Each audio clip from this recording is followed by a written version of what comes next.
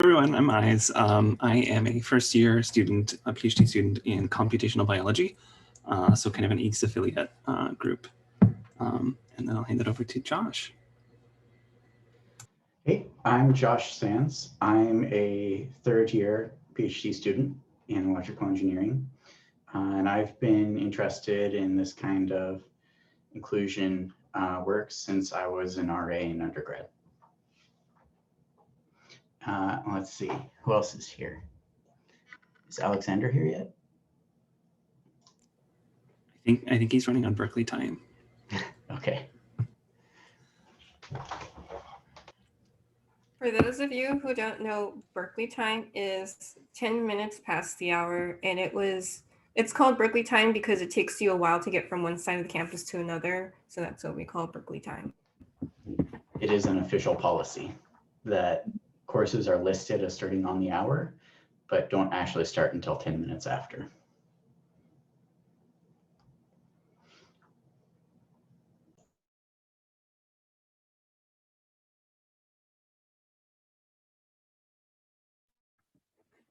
Okay, well, we can, so it's not too awkward, start to do the presentation and share screen. So yes, Eyes, if you want to share screen, that would be awesome.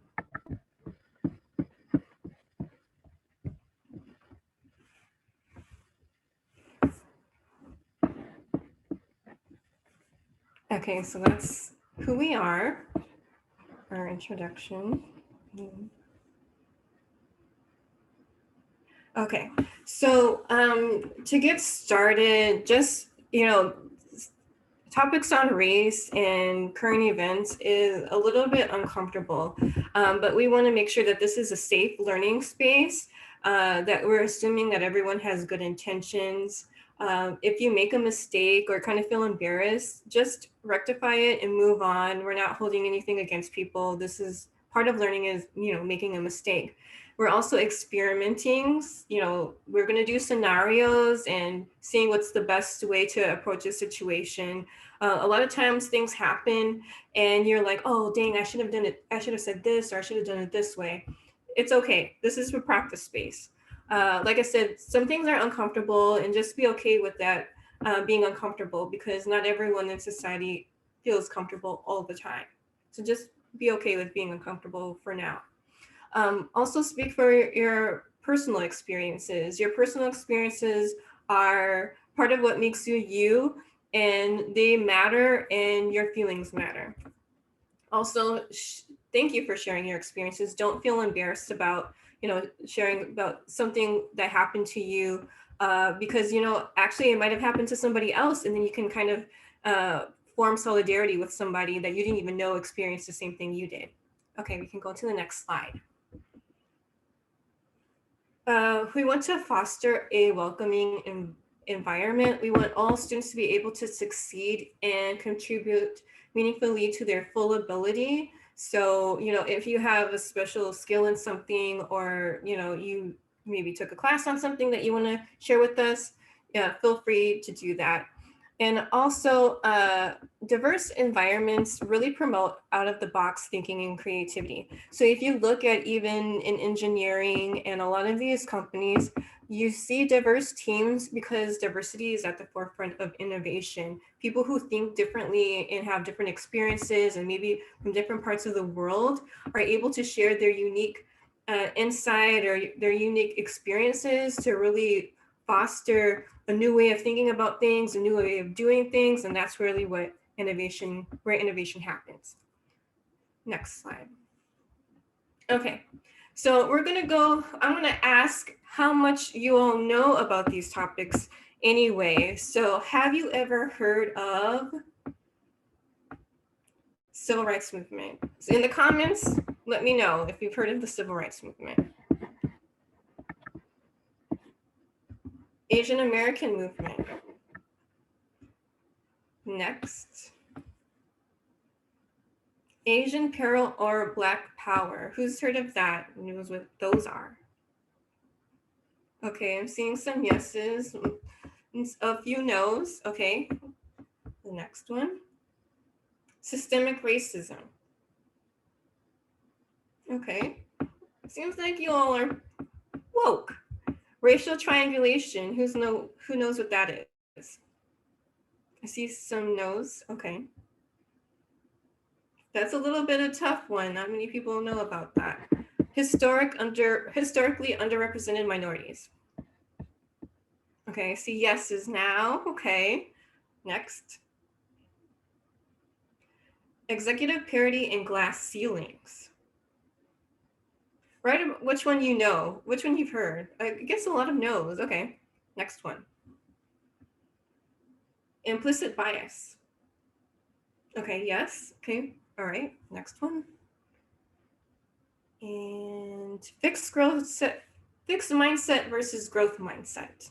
That's important. Okay, I see most people's yes. All right, next one. Imposter syndrome. Okay, so it seems like imposter syndrome. And is there another one? If you don't know what these are, or intersectionality, who knows what that is? Okay, that one's mixed, more mixed. A lot of yeses and nos. Okay, it's all right if you don't know what these are. We're gonna go through them in our presentation. Okay, next slide. Oh, stereotype threat. Wasn't done. All right, stereotype threat. Who knows what that is? Okay, lots of no's. All right. Okay, so we're going to go through some historical context before talking about this, going through the scenarios and more details about the presentation. So did you all know that, in California, as well as the rest of the United States, that there were internment camps of Japanese Americans that happened during World War II. So the government actually imprisoned Japanese Americans, and they had to leave their businesses and homes and live in internment camps because they were racially profiled, simply because they were of Japanese ancestry, and they were blamed for being traitors and having some influence on the Pearl Harbor bombing, and a lot of them lost pretty much everything during this internment. And the U.S. government eventually apologized for the loss of their businesses and homes and basically their lives for these years, and gave them reparations in form of 1.6 billion. It's a really big history in California, and you meet people whose grandparents were interned. Okay, next slide. Oh, so that's more pictures of that. Okay. So the civil rights movement, most of you knew about that. So it started as early as, the end of segregation. So segregation was, actually a legal system that was predated and made legal by Plessy versus Ferguson, which meant separate but equal. And then you had the Southern Christian leadership. There's some photos that go with this, so you can click through the photos. So the next one. So, the Southern Christian Leadership was a series, there was an organization, and they did a series of peaceful protests. And then you have, or to end segregation, and then you have the Little Rock Nine, which were 9 high school students, so your age, that were brave enough to say, hey, we're going to try to end segregation in the school system. And they entered an all-white school. They were African American, and they entered an all-white school, and they were met with a lot of protests, angry mobs. I think you can go on to maybe another picture that shows the angry mobs that didn't want school to be integrated. So they didn't want mixed, diverse high schools like you have. And then in 1960, 6-year-old Ruby Bridges was the first to integrate an elementary school. So she was only 6 years old, and she was also met by angry white mobs, and she's still alive.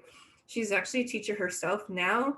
And she says she still, has memories of when this happened. She was a little kid, and she was even afraid to eat some food because people would yell at her that they were going to poison her food. So she only wanted to eat like bags of chips because it's sealed and no one could tamper with her food.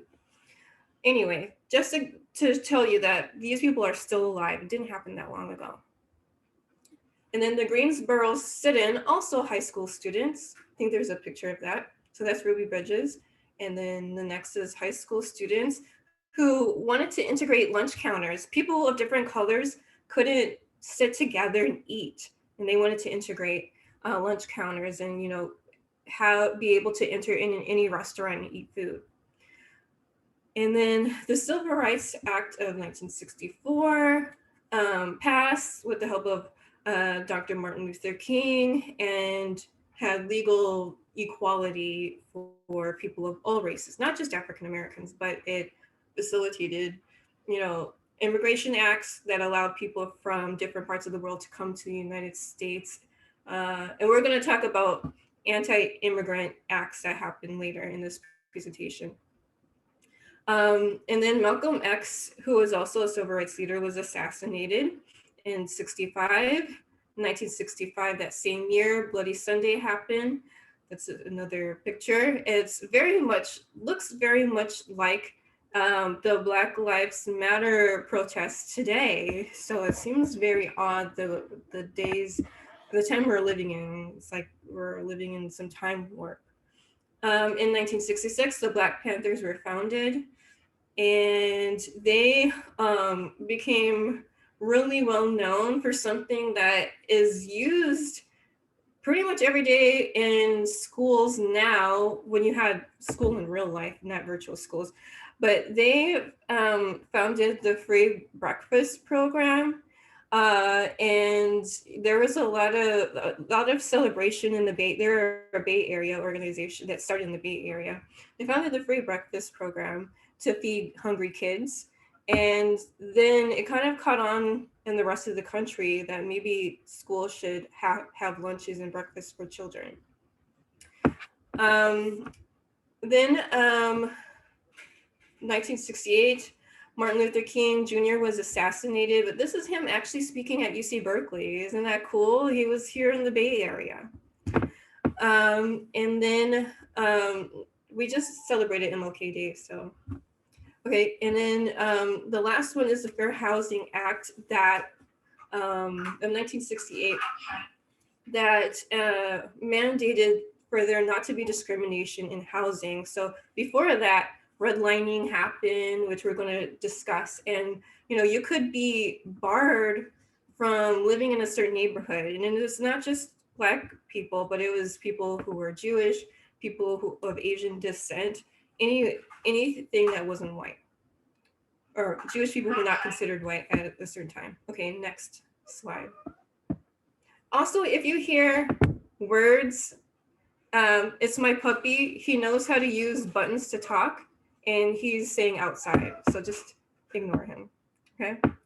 All right, so the Asian American movement. So this actually is really cool and important for you to know, because it started here in the Bay Area between college students in the Third World Liberation Strike. So that is a group, it was a group of UC Berkeley and San Francisco State that came together, and they said, hey, we want to decolonize our education and demand ethnic studies on our campuses.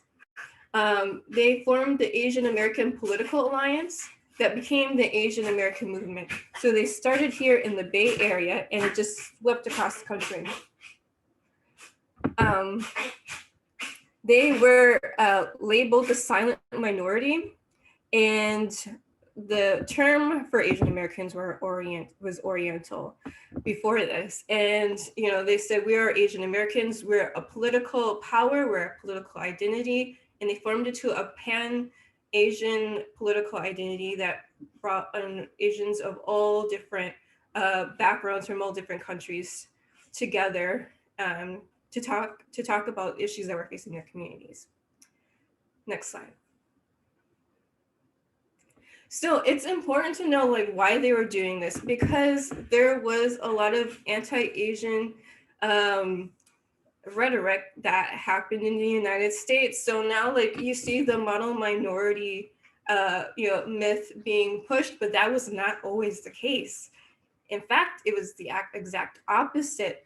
So yellow peril was originally a term to express fear of Asian immigrants. And this was also here in the Bay Area. You think San Francisco was very progressive, not always, not in history. So on the bottom was a cartoon that was pretty popular. You see a lot of historical cartoons like this that was published in the WASP, which is a newspaper.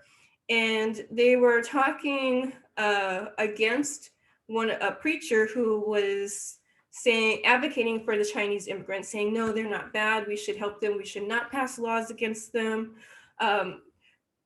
This paper was saying, no, we have to protect ourselves against them. So on the bottom, it says they are peaceable. And there's like a cartoon of a man beating a woman. It says they're clean, and the cartoon is like dirtiness. And they say they thought that, or the rhetoric was that they are going to spread diseases. We don't want them here. The bottom is that they steal, and they will not assimilate. So the very bottom right corner is Asian man and a white woman married, and they have a child that is behaving and dressed non-Western. So it's like they cannot assimilate. So it was everything opposite of the model minority myth back then. And because of that, there was the Chinese Exclusion Act, and Asian Americans were barred into certain labor industries like laundries and things like that. So that's why you see like that history of Chinese laundries and certain certain parts of labor. And then the Peter Yu case. Now, a lot of people don't know that this happened, but it was a very important part of history. So Peter Yu was actually an engineer, and he was in Chinatown in New York, and he saw a policeman beat another youth, like a 15-year-old. I think it was a 15-year-old motorist, and he was beaten up by the police. And it sparked a huge protest in Chinatown of New York. They shut down, and it was the largest Asian American protest of that time. So you see a lot of similarities of what's going on now, of what happened in the 60s and 70s, and even before, or the 60s and 70s with this movement. Next slide. So fast forward to today. So I talked about, this is kind of similar, these protests are similar, these negative stereotypes are kind of similar to what we're seeing now in 2020. The language used by US politicians, according to a study that was done just last year, so very timely study about COVID-19, said that, with them using those words like Wuhan virus and Asian flu, it activated a pre-existing anti-Asian attitudes in society. They used the metaphor of an immune system. There was some activation of like an unconscious bias that the society had against Asian Americans. So the Anti-Defamation League keeps a list of hate crimes that had started since the beginning of the pandemic. And the list goes on and on of Asian Americans being targeted, blamed for COVID-19, going back to that slide of being, unclean, this fear of Asian food and Asian neighborhoods being places where disease is kind of reactivated. And you see a lot of these crimes are targeted against Asian American restaurants. And they're livelihoods were endangered because either they were attacked, there were like people attacking these restaurants and burning them or whatever, or people just didn't say that they were gross and they eat bad soup and we're going to shut these restaurants down. So social media was a powerful tool. Talking about technology of misinformation, there were, false videos of people eating bad soup, saying that this was from China and it wasn't even China, and people saying that this was created in a lab, and it led to these, businesses, specifically restaurants, being targeted of this violence. But one thing that came out of all of this anti-Asian violence is the solidarity between Asian Americans and African Americans, that when people recognize the violence against George Floyd, that racial violence against one group is similar to another group and it's unacceptable anywhere. So maybe we should form solidarity. So you have Asian for Black Lives and a lot of other groups starting to work together. Next slide. So there are some important concepts, and I think I will pass it to the next person. Hi, everybody, can you hear me now? Nice. Sorry for being a little bit late. Traffic on the Zoom. So I'll talk to you about some of the important concepts that we're going to go through today. And if we can go to the next slide. All right. So one of the things that we mentioned earlier was racial triangulation. This is a concept or a theory that kind of surrounds the idea that we have kind of a juxtaposition or a spatial positioning, if you would, between some white culture, some Black culture, and some Asian culture, or the people that are involved in that. And the idea is, let's think about how good we are compared to another race. And so especially back in like when a lot of the problems were arising around Asian peril and Black power, there's a lot of misunderstandings being perpetrated around foreigners or Asian Americans not being able to assimilate, not being able to become part of the culture. So this propagates a lot of fear. This propagates a lot of problems in understanding how we as a people can come together. This is also being used as a way of reframing how Black people are being perceived with respect to white people and with respect to Asian people. And the idea here is there's a perpetuation of this idea that, if I'm somewhat better than a Black person, then I can be perceived as closer to being an insider. And so then you create some type of valuation, some type of, as it were, reframing of inferiority and superiority with respect to Asian Americans in this triangle, as it were. If you want to go to the next slide, please.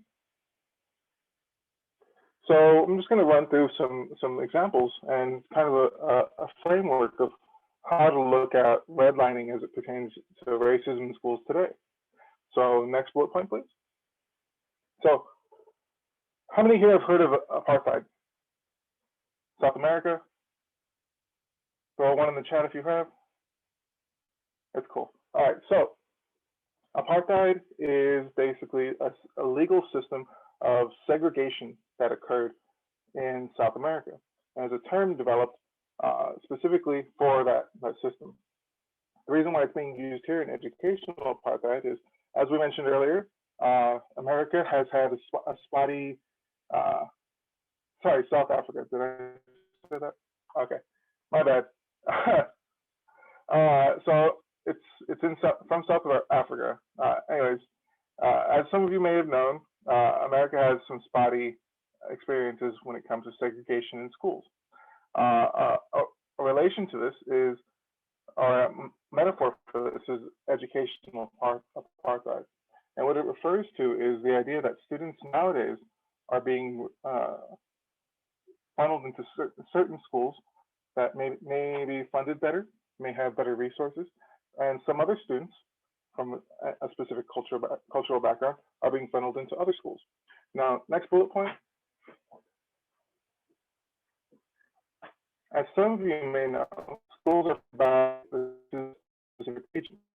So there's an idea that, I shouldn't be paying for the taxes of someone who, for the schools of places where my teacher or my student doesn't even go. So the next bullet point, you might as well just run through a few of these. Yeah, and so the regions are essentially segregated by a new version of redlining, where now, say if you're raised in a rich area or go to school in a rich area, you're going to have more resources. While historically speaking, Black, Latino, and other Latinx and other historically underrepresented minorities are not usually allowed to buy houses or given inheritance of certain lands. And so you have this perpetuating of rich people who are white, or in some cases Asian American, living in richer neighborhoods. This is further compounded when you take into account standardized testing, which is used as a tool for implementing or incentivizing funding in schools. What this ends up being is that, as many of you may or may not know, standardized testing was developed as from ideas and ideals around eugenics, testing for certain characteristics that were seen as beneficial from white or upper class, but back then it was all white communities. Next bullet point, please. And so, yeah, that should be good. So what you see is this perpetuation of, oh, my school has money. I'm going to take a test. My school has resources to fund maybe some practice tests, fund some workshops, fund a whole class based around that test that's going to help me get into a new, better school. While the school, maybe across the railroad tracks, doesn't have these resources. And so you see somewhat a perpetuation of these issues. Next slide, please. One place that you can actually see this being propagated is in SF. As you can see from the diagram here, there are two sections, one surrounded by red and one surrounded by orange. And which, there's a bullet point here if you want to go to the next one. And what we found is during this study is that certain communities were being given preferential treatment. And what the study found, and I'm just going to read this off the slide here, the study, Variety's actions, in fact, treated the two communities separately, despite the fact that the core areas identified with them overlapped, and in practice, individuals in the two communities shared many of the same living, educational, and common spaces. There was only a real difference in the communities in that one was Asian American and one was African American, or predominantly. And so what you see here is a continual perpetuation of certain communities getting preferential treatment in the government and in redlining or versions of it and funding continually throughout history. Next slide, please. And so what that creates is a system of barriers. Oh.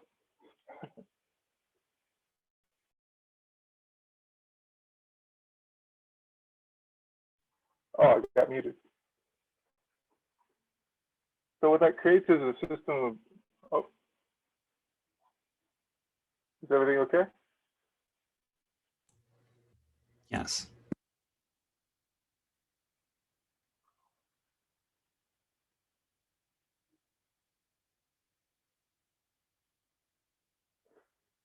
Cool, sorry. Resetting. All right, so what this creates is a system of barriers that may be perpetuated along different certain racial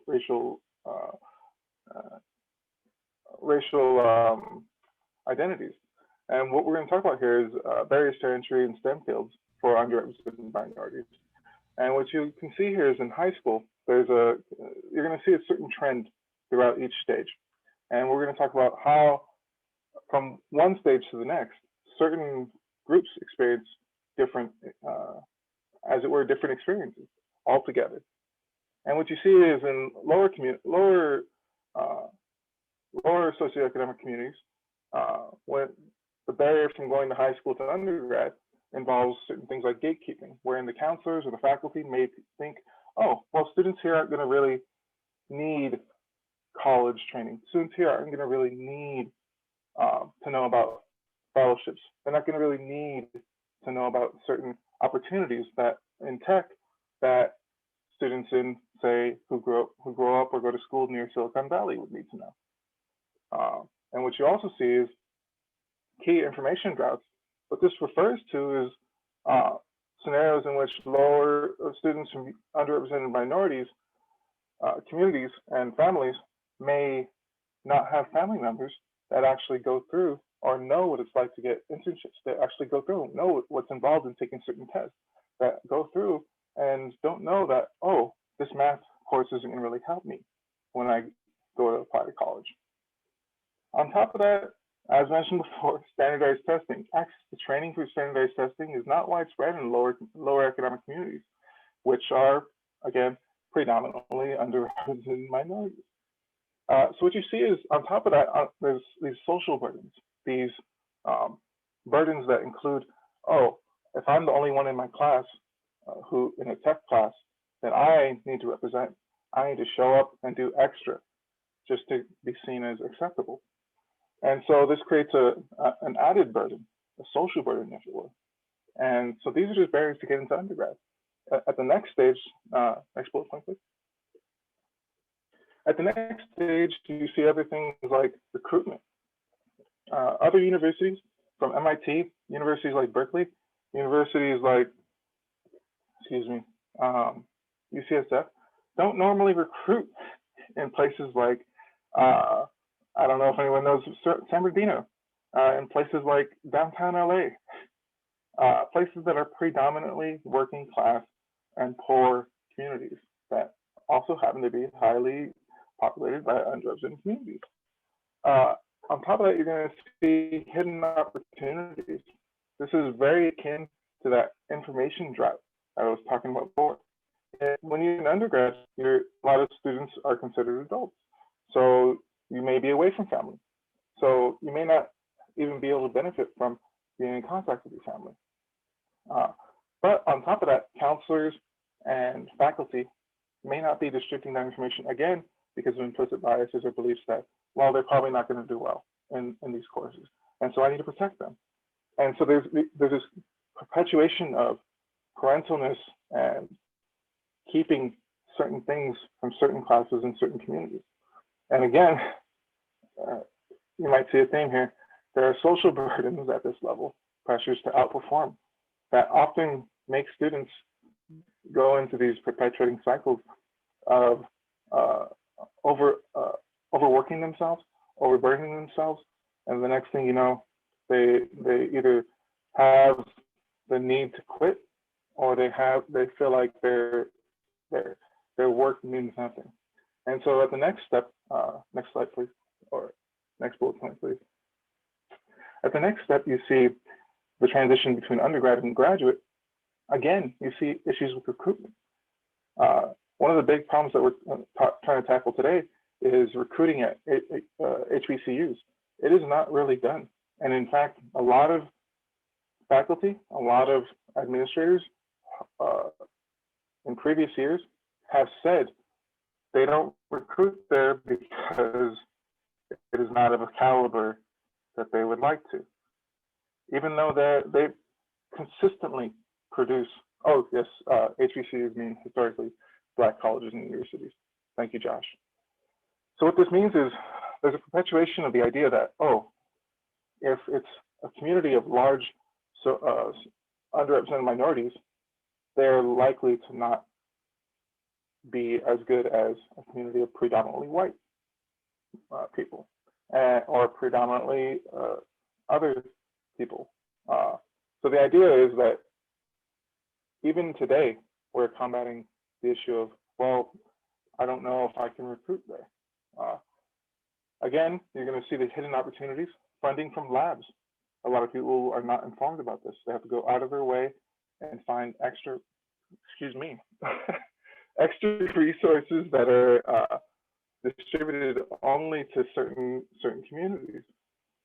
You have social burdens pressured out form, bringing that ugly head all over again, and gatekeeping. So advisors, and we see this in a lot of studies today, advisors have a tendency to keep information from their students that they believe that they should not be part of it. And predominantly that happens to lower income or underrepresented minority students. And the next step, next slide. A lot of you might be thinking, you know what, I'm just going to go straight to industry. It's got to be fine better there, right? It'll be good. I'll just bypass. I'll go straight from undergrad, or I'll go straight from high school, and I'll just go. And I know someone. My dad knows someone. My mom knows someone. They'll get me in. It's no problem. Well, unfortunately, you also see some of these things that are perpetuated there. Although HR can be a valuable resource, you see issues where recruitment is not really going to be happening in underrepresented minority populated areas. You're going to have unequal pay based on not only gender, but can be compounded based on what minority class or what race you are. On top of that, gatekeeping and knowledge keeping by employers is also pervasive. This means that they may be keeping promotions away from you. They may be keeping opportunities for leave or for company trips away from certain minority groups. And so, next slide, please. And so this kind of leads into the glass ceilings executive parity gap that I believe Ayers will be taking. Yes, hi everyone. Sorry for the technical difficulties. I lost Zoom for a moment. Alexander talked about many of the different barriers to entry that many individuals can face. These are things that might prevent someone from getting hired in the first place or prevent someone from getting a college degree. However, one thing that's important to note is that there's also at the other side of the spectrum towards promotions, an issue of glass ceilings. And this shows up in a gap in what's called executive parity. So for instance, Asian American individuals might not face as many of these barriers to entry as historically underrepresented minorities. But despite being present in many prominent sectors like in finance or technology, Asian Americans can be horrifically underrepresented in leadership. And that underrepresentation is a glass ceiling placed over them. So in a 2015 study that looked at 5 top tech firms, including IBM and Google, it found that Asian Americans largely were some 27% of the workforce, which is a sizable portion. But despite that representation, at the next higher level, there were only 19% of managers. And at the higher level above that, there were only 14% of executives, meaning that it was harder and harder for Asian Americans to climb that corporate ladder. Despite this, whites were found to be 154% more likely to be in leadership. So it's not to say that there are 1.54 more whites per Asian American. It's to say that the promotion rate is approximately that much different. And this really underscores, compared to barriers to entry, the idea that men and women and non-binary individuals of different races can encounter progression barriers at different career levels. Meaning that just because you got in doesn't mean you're necessarily set up to succeed at a corporation. So here is kind of a visual that shows that. This is kind of that executive parity index. It shows you kind of the ratio from representation at sort of the broad workforce level to the executive level. So for instance, white women are approximately equally represented between their numbers in this specific industry versus their numbers in leadership, whereas white men, for instance, are much more overrepresented in leadership, and many other groups of individuals from Hispanics, including Asians and African Americans, are very much underrepresented in leadership. regardless of any additional barriers to entry they might face. And so this kind of suggests that even for people who might not face as much explicit or barrier to entry discrimination, there can still be a lot of challenges in succeeding. So for instance, CEOs like Sundar Pichai are very much the exception rather than the norm, where people of South Asian or East Asian heritage may not be promoted as frequently. So what causes this kind of disparity and what causes this glass ceiling for Asian Americans? There's some theories that suggest that it's a mismatch between perceived Western leadership traits and harmful negative stereotypes people hold about Asian American individuals. So some of these are actual surveys that people conduct on what makes leadership traits in American and European companies. These include things like characteristics such as being masculine, dictatorial, or authoritarian, or having masculinity, charisma, and tyranny.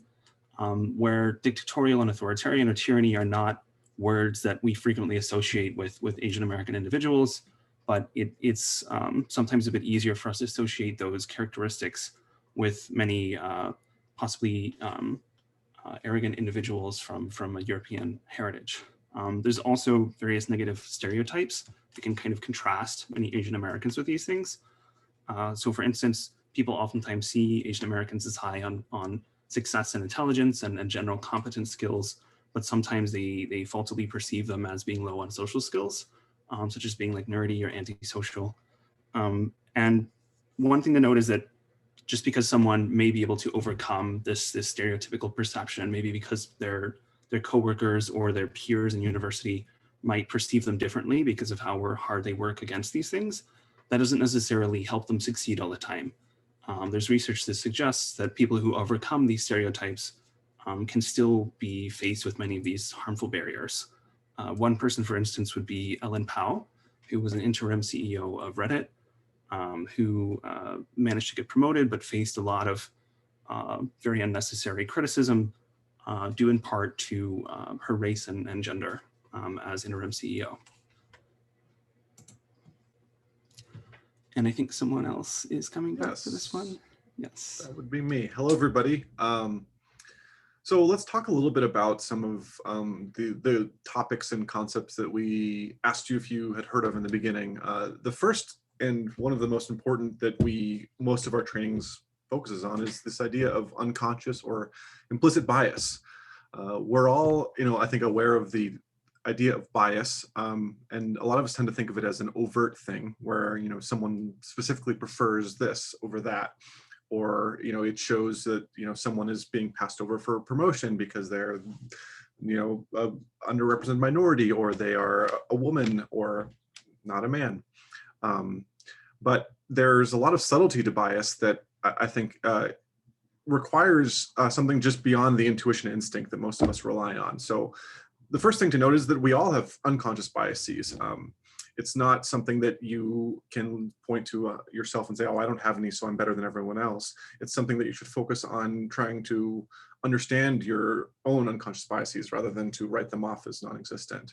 And the reason for that is it's fundamental to our survival. There's so many things that we are processing as human beings in our brain. And so we inadvertently have to make some shortcuts here and there. The idea is that we have to process things and instinctually and instinctively and understand that, oh, this might be a threat, or this is not a threat. And so our brain can kind of fill in the details even if we're not consciously thinking about it in detail. And so this feature of ours that we've kind of evolved to have is something that can actually really hurt other people. And so we need to manage this and actively think about it and address it rather than just letting it go unchecked.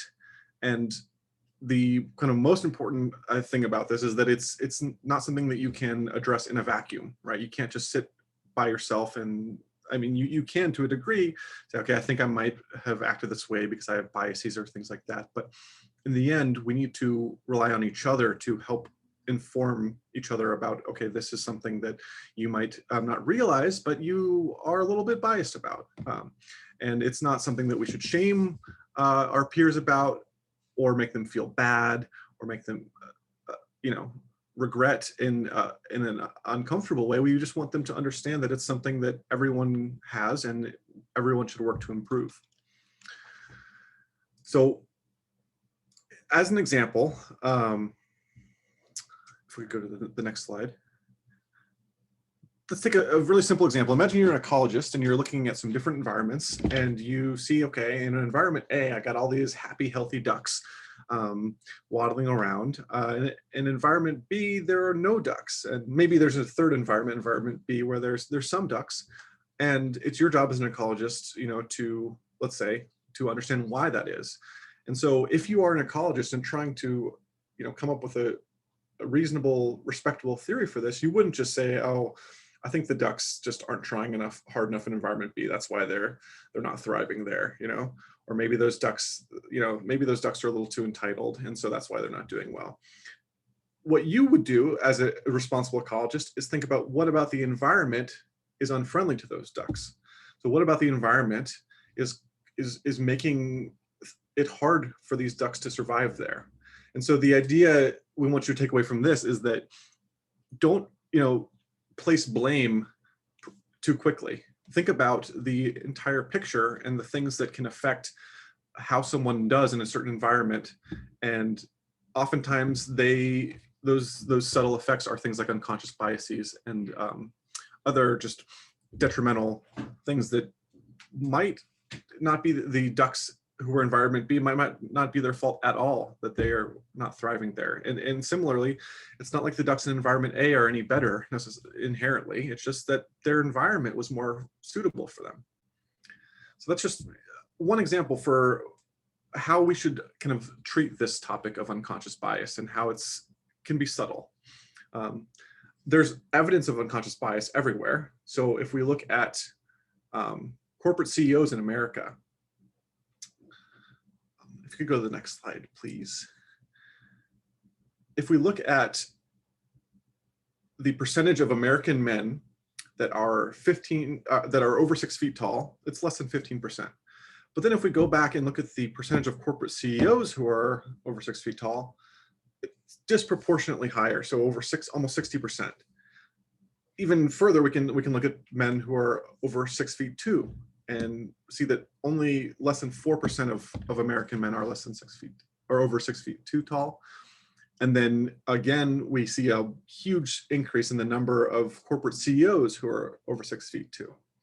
And so what this tells us, you know, is that there are things that come into play that, you know, it's not necessarily something that you have to have on your resume before you get hired as a CEO that you're over 6 feet tall and a man, but the environment of corporate America is more friendly oftentimes to those men who are taller, whether it's perception of just their ability or their power or their, you know, assertiveness. There's lots of subtleties to how we perceive people. And it's important to recognize that we leave some people behind when we elevate others with these unconscious biases, right? As I talked about in detail, right? This issue of executive parity is something it's real and it affects everyone. So the next topic that I think some of you mentioned you were familiar with in the chat, others maybe not so much. I'm sure you're all familiar with the idea of stereotypes, but taking it a little bit further, we have this idea of something called stereotype threat, where someone may be primed, which means, you know, reminded in a way of their own stereotypes of their identities, and that can hurt or sometimes help them. But in the end, you know, it's something that is very hard to really predict in some ways how these stereotypes are going to affect people's performance.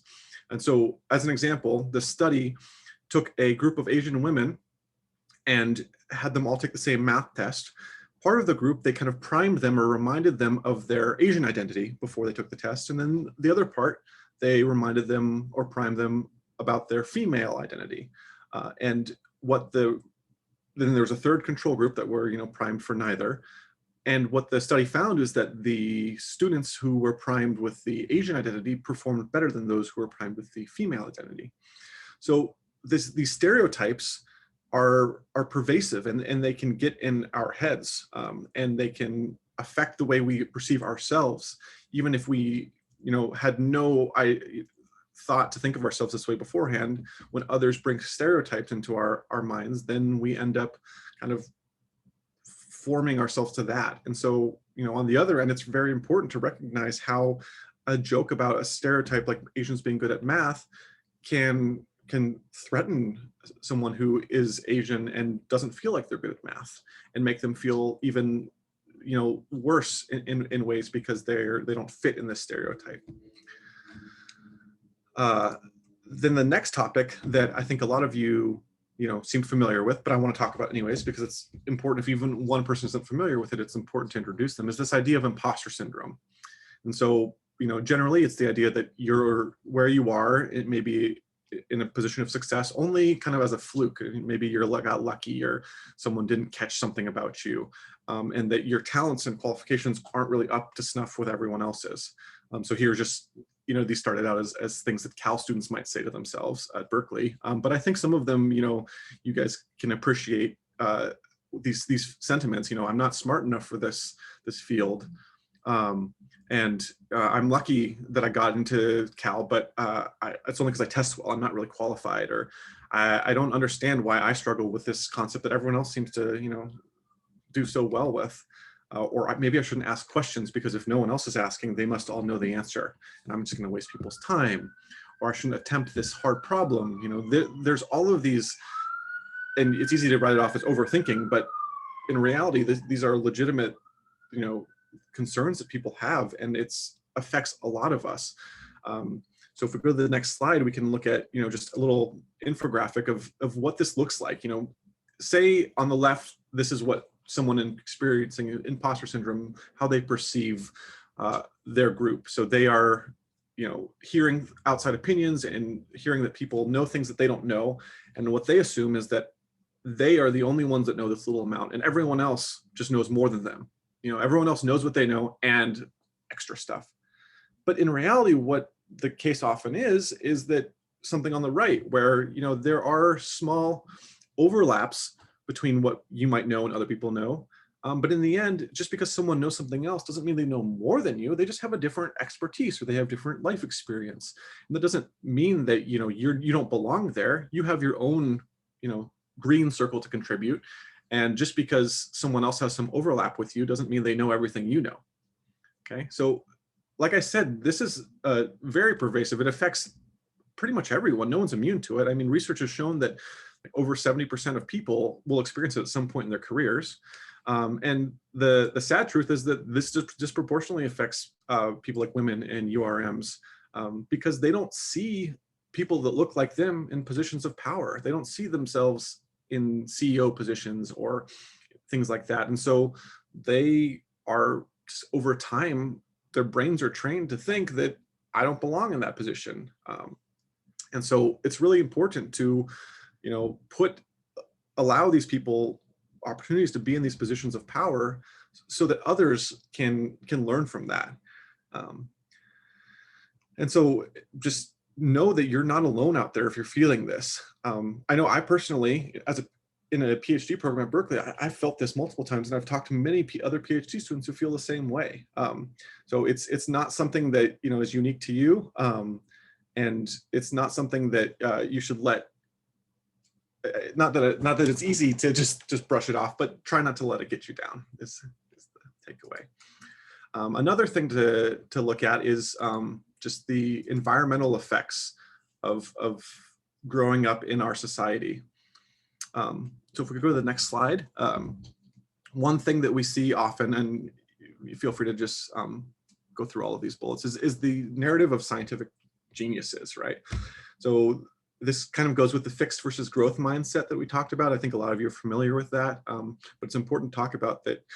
We have this kind of idea ingrained in us that all of these famous mathematicians and physicists in history are just these brilliant people who are gifted with this knowledge, and they're almost untouchable in that way.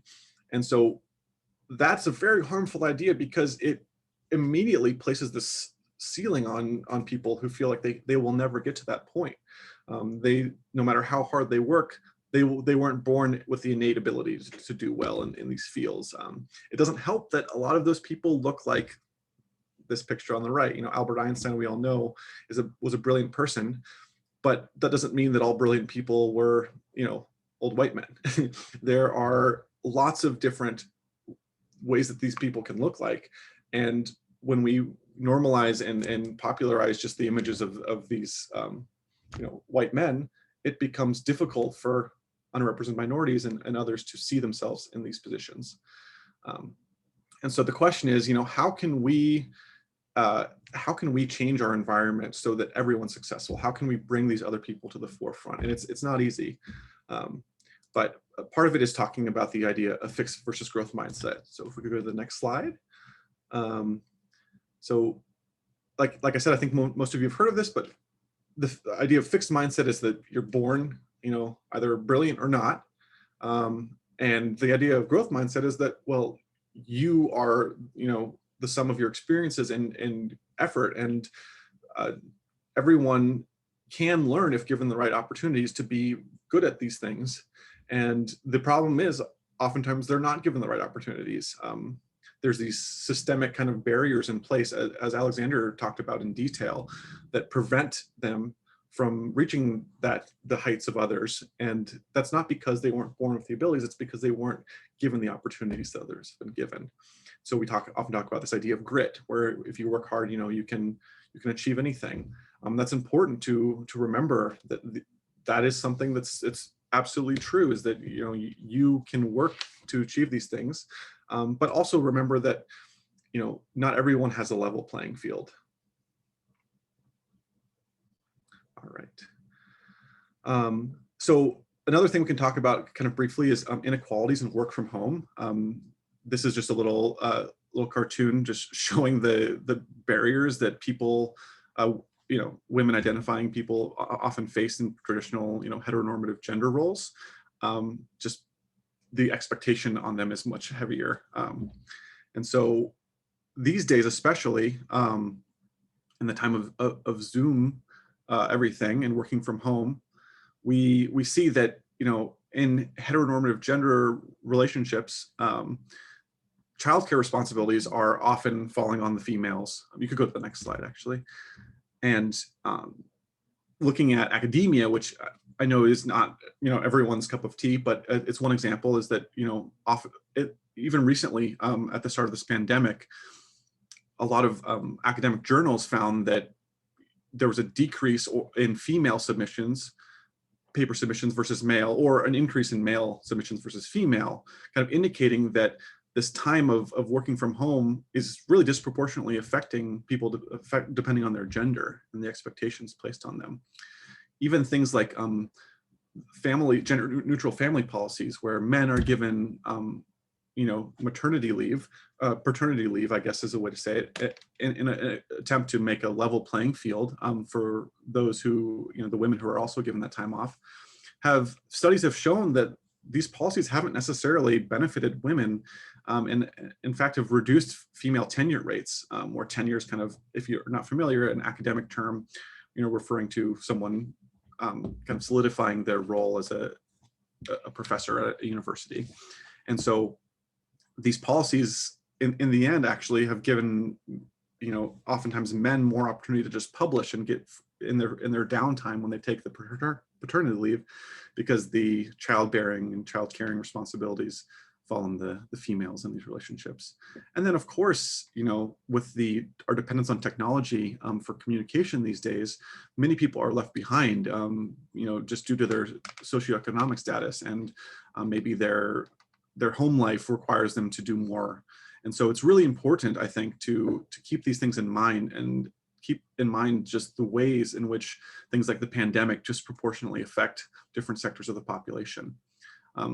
I would love if anyone wants to throw in the chat some barriers that you've either yourself experienced in these times of remote learning, or maybe you've seen others struggle, whether it's something, you know, simple as internet connection, or silly, like, you know, their dogs in the background barking. Let's hear what you have to kind of had to go through in these tough times. blackouts, yeah.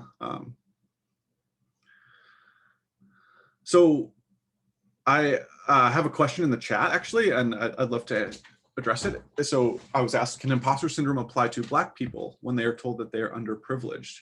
And certainly imposter syndrome can apply to anybody, and no one's immune from it. And definitely, if this is something that, it's a great question, but if people are told they're underprivileged and grow up in an environment where they're not used to seeing people like them succeed, that's very likely to make them feel like they're out of place in any position of success.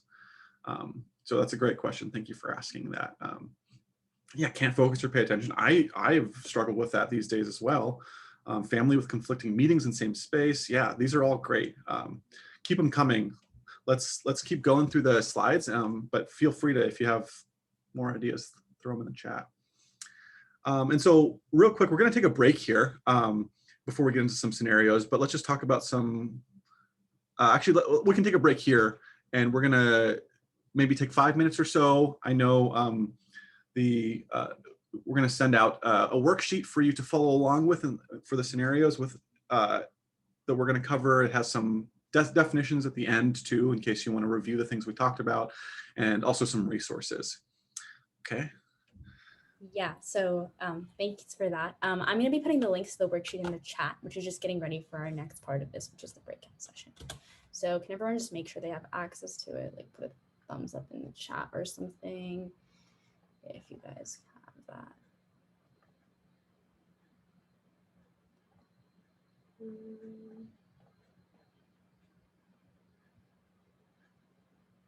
Okay, there you go. All right, and then we'll come back after the 5-minute break.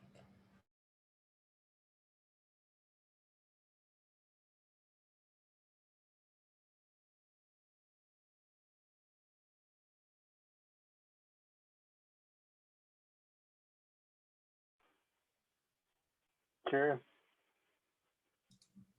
Hey. your kitty's here. Yes, Gilbert is joining. Nice. Yeah, that's fun content I come for. That's why I'm here. That's why you keep me around.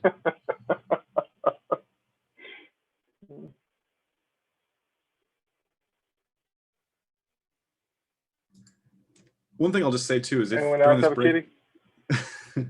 that's a good question. But yeah, if during this break you have any questions about anything we talked about, feel free to like unmute yourself or just ask it in the chat. Or just like put your kitty take up an or actual something. break. Yeah. That too. Yeah. Soda break, something.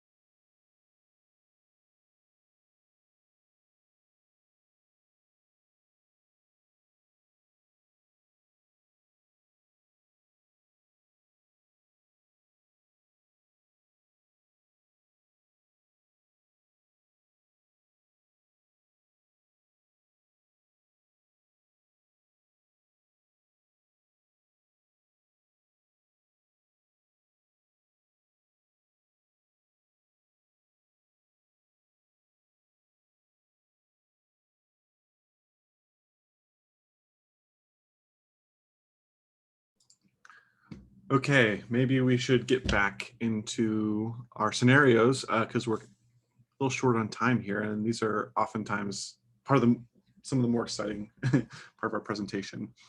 So I guess real quick, we can talk about some of the tools that you should keep in mind when addressing these scenarios. And so, there's a lot of ways to mitigate these biases and their effects that we've been talking about. One of them is to recognize your own power. So sometimes you might not feel like it, but you are often have more power than you give yourself credit as an ally and things like that. And so, the most obvious is to model the behavior you want others you want to see others exhibiting. And another thing is to normalize conversations that might feel awkward or difficult at first. Because a lot of times, other people are thinking the same thing. They're just afraid to say it. And in line with that, seize any opportunity you see to advocate for someone who needs it, who's uncomfortable speaking up for themselves, or a victim in some ways. And just remember that you have a voice and use it for good. And in general, practice self-awareness as an ally. If something is uncomfortable to you, think about why that might be. And there's usually a good reason for that. And oftentimes it might not feel like something you should address, but the more you think about it, the more you realize it is something worth talking about. And so the last thing I want to say is this concept of bystander intervention, which means that, if you see something happening, oftentimes you are in a good position to intervene as a bystander. And so a lot of these scenarios you'll see are kind of priming you to have opportunities to intervene as a bystander. So moving on, I'll just kind of go over this quickly, but it's really important to keep these things in mind that, we need advocates for inclusion because these non-dominant group members, they're fewer, they may not feel heard, and they experience bias oftentimes every day in small ways that we don't even realize. So recognize when you're in the majority and step up when you can, because we can all be advocates, and it's on you to decide when and how it's appropriate to intervene. So keep those things in mind. I'm going to open up 10 breakout rooms. Ideally, each of them should have one of us from Bias Busters or one of your instructors here from the high school to moderate. It's a great opportunity to please, if you feel comfortable, turn on your cameras and unmute your mics, and let's have some fun with these scenarios, okay? So we're going to go to these breakout rooms. We're going to probably spend 5 minutes with each scenario or so and then come back.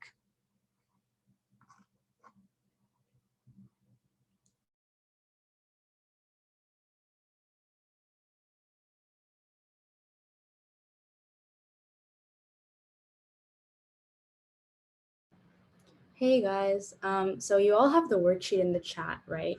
I'm wondering if you guys could all open that and see, and just give me a thumbs up maybe if you can see it.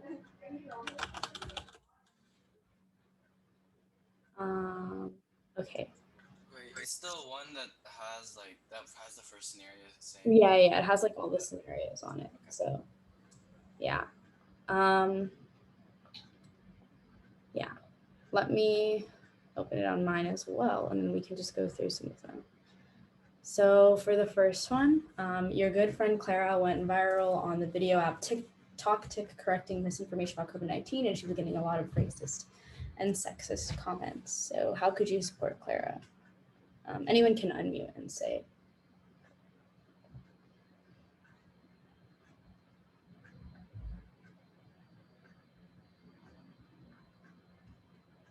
What do you guys think? What could you do? You could message her and just say that you empathize and you can help her in any way she needs. Yeah, anyone else can think of anything?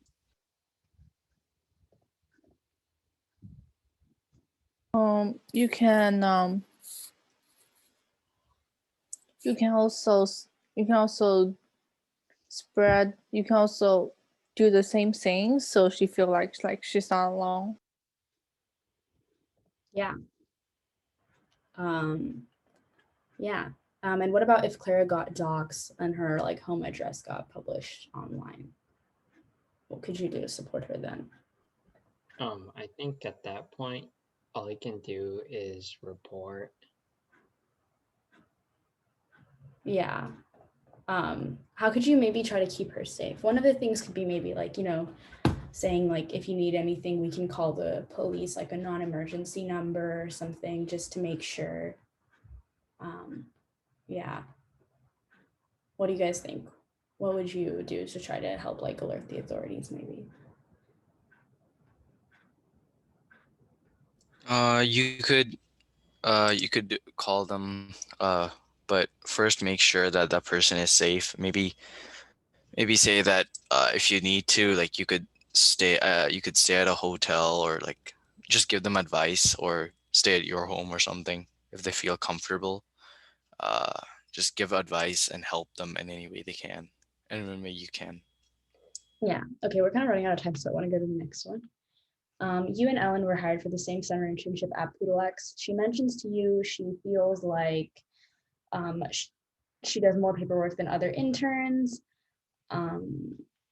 and she often is asked to bring cookies to the meeting. So Kyle and Brad, two white male interns, say they've never been asked to do such things. So what kind of bias does this sound like to you guys?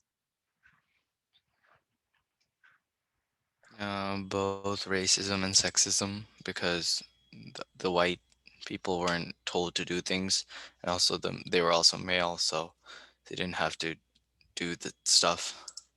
Yeah. Anyone else? What parts of the bias could you identify? Like maybe what kind of sexism do you see?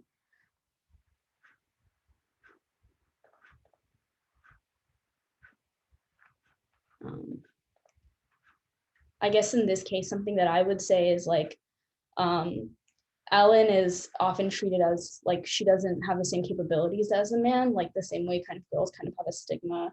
There's stigma around being a woman with like not being able to, I guess like perform to the same level in the workplace. So is that something that you guys would also identify with this one?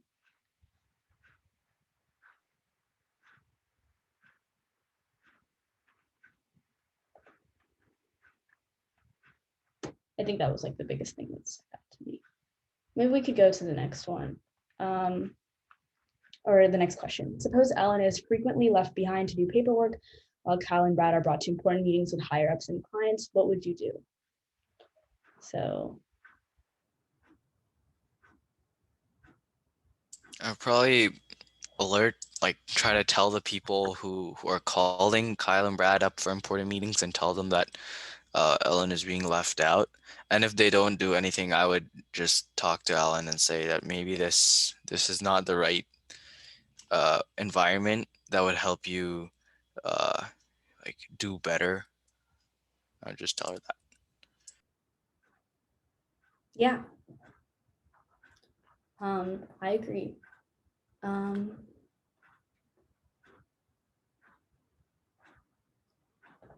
Okay, maybe let's go on to the next event.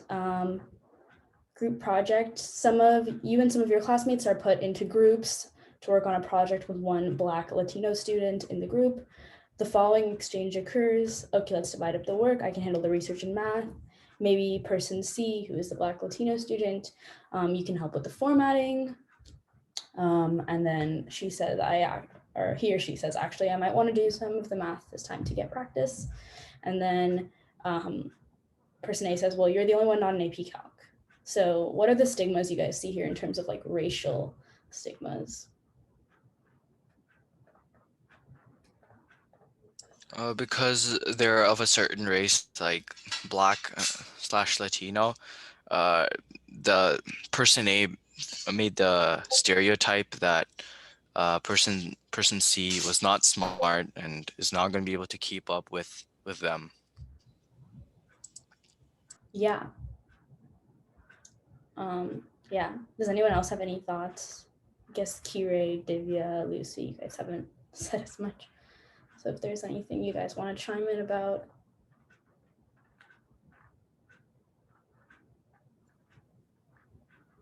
I guess I would also agree, like this is like it's not appropriate no matter the setting. So yeah. Yeah.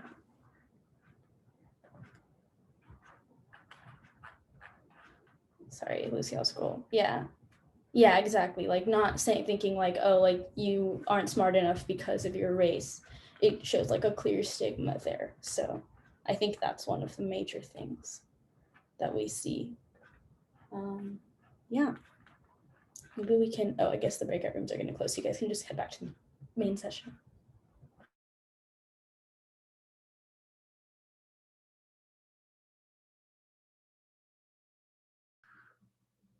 Hey, everybody. Hopefully people will be trickling back in here. But as we wait for them, I want you to think about what we talked about. And if there's any insights you discovered with your group, would love for you to share. You can put it in the chat if you're not comfortable with, turning on your video. You could just unmute your mic and leave your video off. Or if you're feeling bold, you could, turn your video on and say hi to us. But no pressure.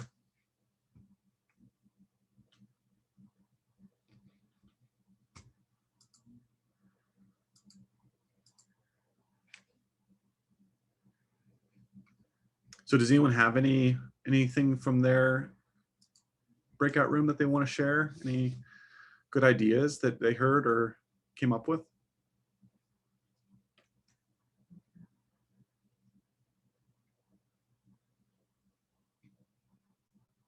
I mean, definitely while we were doing scenario 1, some of the participants were talking about how like making sure Clara knows that it's not her fault that these people are commenting that and she did nothing wrong. I think definitely while giving her a logical solution is important, like for example, like blocking those people or making maybe like reporting those comments. While that kind of advice is important too, being there for your friend emotionally is also important as well. Just letting them know that, there's something wrong with them and that these people are just doing this to be hateful and they really, there's nothing wrong with like what Claire was doing, right? Yeah, it's great points. Yeah, I think it's really important when someone's in a position where they're struggling to understand what they need most, whether it's practical advice or just an ear, right? Maybe they don't want to be given solutions to everything. They just want someone to feel for them and relate to them. That's some great insight. Any other ideas? Maybe about some of the practical things you could do to help if Clara is being, doxxed or swatted. If Clara has been doxxed, then you could like call the authorities and make sure that you'll make sure them to like not send in SWAT teams, because it could be dangerous. Like if people, like random people from online call in for like the SWAT team to enter your house or something, then that would kind of be dangerous. So you want to let them know and like make sure Clara is safe. Yes, yeah, definitely. Thank you for sharing. Yeah, that's a great point, is to just kind of try and help, her diffuse the situation. And one thing to note is that, the only 911 isn't the only way to contact the authorities, right? So if it's not an emergency, calling 911 is not the best way oftentimes to diffuse a situation. And so there's non-emergency lines and anti-swatting registries and things like that you can do to help people be safe without necessarily escalating things in the moment. So keep that in mind. So we're pretty much out of time.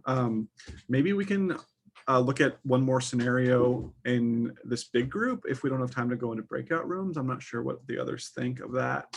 But should we try that? Should we try scenario maybe number 2? Okay, so hopefully everyone has that worksheet in front of them still. They can look at scenario number 2, which we're calling internship interactions. And I know it's going to be hard, but I'm going to ask for people to unmute themselves and throw things in the chat, okay, for this. But I'll read through the kind of the background. So you and Ellen were hired for the same summer internship at Poodle X. She mentions to you that she feels like she does more paperwork than the other interns, and she's often asked to bring cookies to meetings. Kyle and Brad, 2 white male interns, say they've never been asked to do such things. So first of all, does this sound like bias to you? And if it does, what kind? I just want to preface this real quick by saying that this is not something out of the blue that never happens in real life. I worked for a few years before starting grad school, and something almost exactly like this happened to one of my best friends who was working with me before she eventually left the company.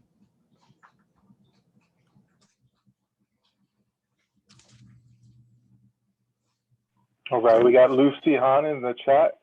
Oh, saying racial discrimination, and Alina Mitra saying gender discrimination.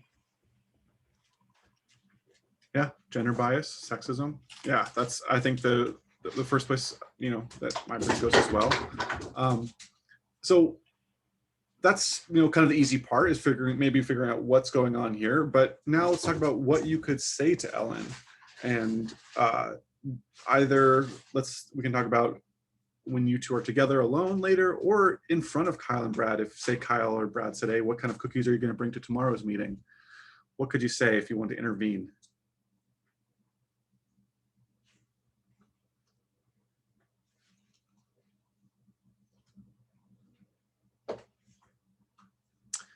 Are we assuming Ellen's a woman or a different race? For now, you feel free to kind of assume either scenario. For, you know, generally it's just assuming she's a woman, but could very easily be a minority, and that could be contributing to the treatment she's getting. Ask Kyle or Brad to speak up. Okay. Maybe what could we ask them to say, or what could we say specifically to them? I think mentioning that we are all interns here, and, you know, bringing cookies is not part of their job description. They're here to do actual work. And, you know, if Kyle and Brad are also not bringing cookies, then why is it that Ellen is, you know, being a female, asked to bring cookies to these meetings? That's right. That's right. That's great. That's a perfect answer. Yeah. You know, kind of confronting them with the facts. Hey, this isn't the part of the job description. Because oftentimes, you know, that's, you know, a very powerful tool we have, is to just look at the facts like that. We have some stuff in the chat. Maybe team up to defend her. Yeah, let's advocate for her, right? In the case that, you know, you might be a male in this situation, so you're in a way in a position of power, maybe you don't realize it. And yeah, advocate, say, oh, you know, I think Ellen wanted to be a part of this exercise or something like that. These are all great answers.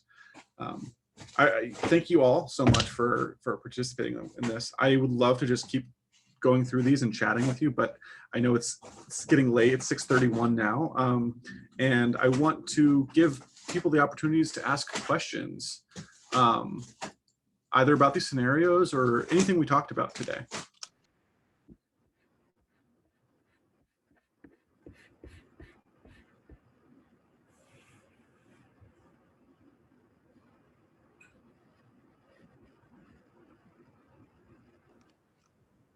I really like that a lot of you are, seems like you're supportive friends, and you would speak up if something happened to a friend of yours. Yeah, it's great to see that. And we'll stick around for a little while. If you want to just ask a question like one-on-one, you know, you can put it direct message in the chat. I guess maybe Eyes, could you share the last slide of the presentation if you still have it up?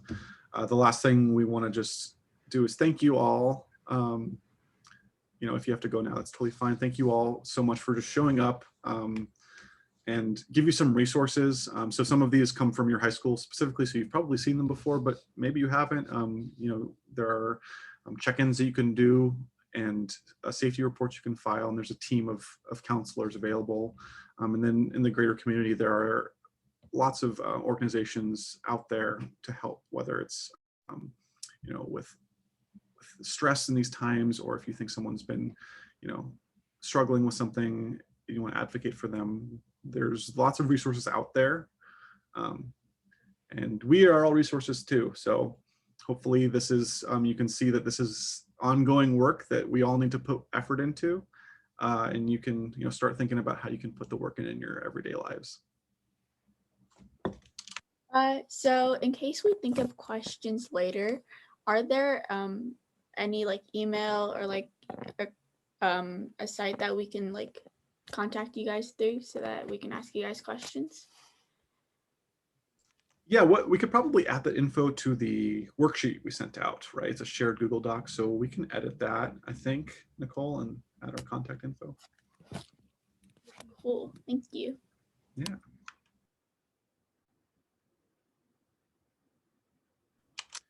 Oh, I got a good question. As a woman in STEM, how are ways we can respond to microaggressions towards us? And so we actually have a couple of resources, handouts on how to recognize and respond to microaggressions that we can put links to maybe in the worksheet as well, just so you have it all in one place. And so hopefully that will help, those who experience microaggressions feel more equipped to deal with them, and then help those who see others experiencing microaggressions feel like they have ways in which they can stand up for their peers.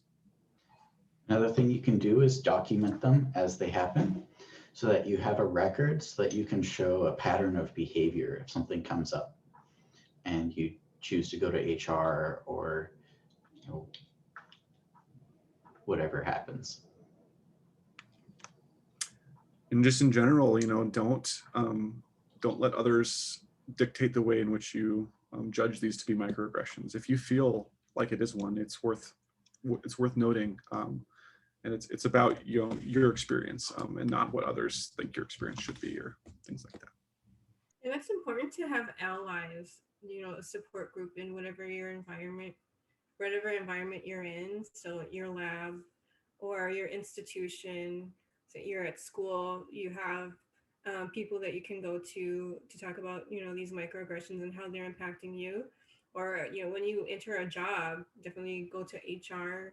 But yeah, definitely document and share with your friends. Part of this bystander intervention is to empower people who see things to advocate for you. You shouldn't be expected to handle these things on your own.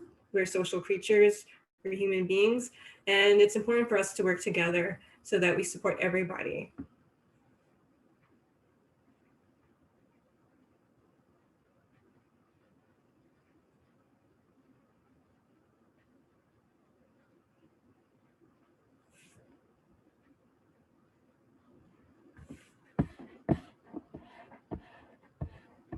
If anyone has any more questions, please feel free to put them in the chat or just unmute and ask, I guess, now that we have a smaller group.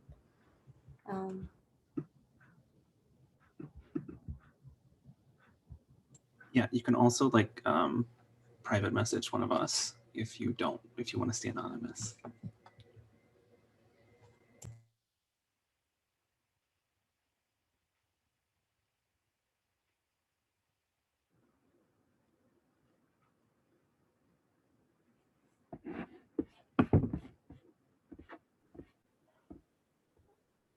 It was really fun being here.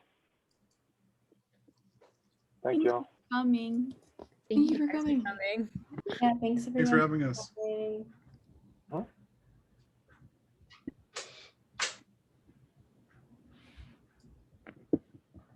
All right.